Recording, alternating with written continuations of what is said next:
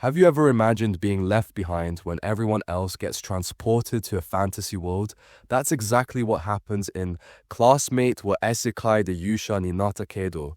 Today, I'm diving deep into this manga, so stick around if you want the real scoop. Let's start with the setup.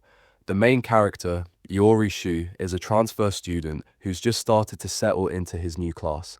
Suddenly, a goddess named Ashera appears and announces that the entire class will be summoned to another world to become heroes. But here's the twist. Iori's name isn't on the official class list, so he gets left behind in modern Japan. At first it seems like he's just unlucky, but things get interesting fast. Even though Iori isn't sent to the other world, he still receives a mysterious status screen and supernatural abilities. He's basically got the powers of an isekai protagonist, but he's stuck in the real world. This is where the story really stands out.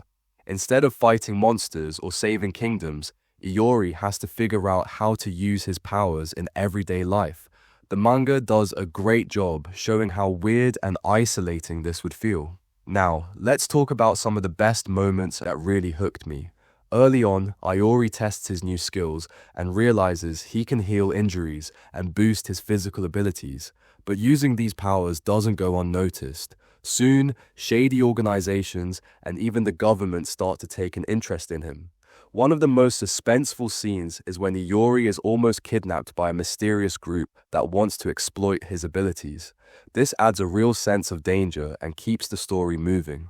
Another thing I liked is how the manga explores Iori's relationships. His family notices he's acting strange, and he struggles to hide his powers. There's a great scene where he uses his healing ability to save someone in public, and suddenly he's the center of attention. The tension between wanting to help and needing to stay hidden makes for some really strong character moments. But it's not all action and suspense.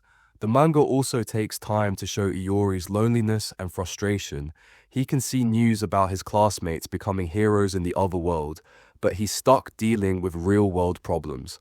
This mix of slice of life and supernatural drama gives the series a unique vibe. Now, for my honest review.